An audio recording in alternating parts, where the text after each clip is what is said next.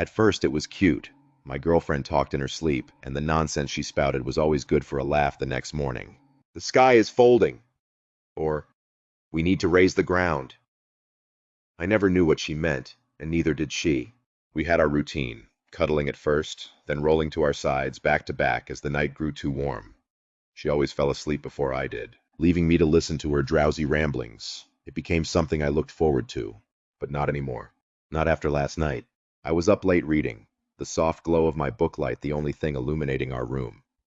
Around 11 p.m., I heard her murmur something behind me. I paused, listening, but the words were too faint to make out.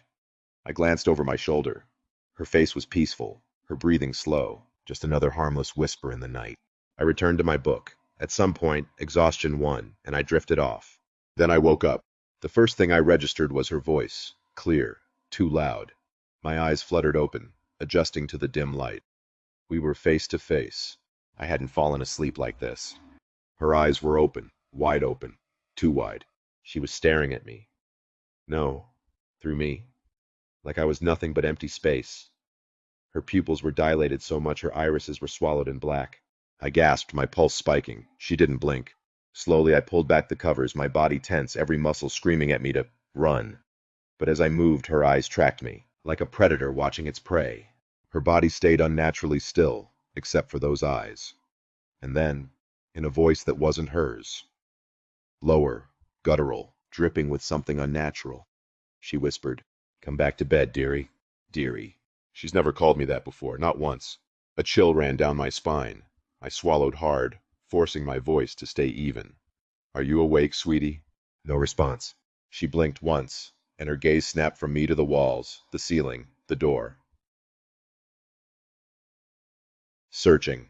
I took a cautious step away, my bare feet cold against the floor. That's when her eyes rolled back.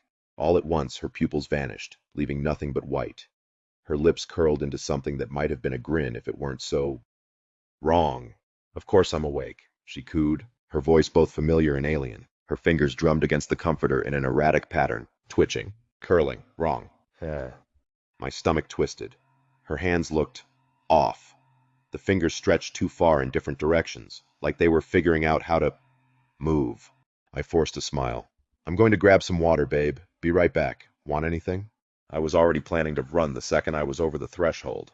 But then, in that same too deep, inhuman voice, she spoke again, slow, deliberate.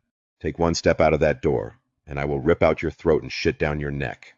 The room shrank around me, my ears buzzed with static. I tried to keep my cool, to act normal. Don't show fear. Don't let it know.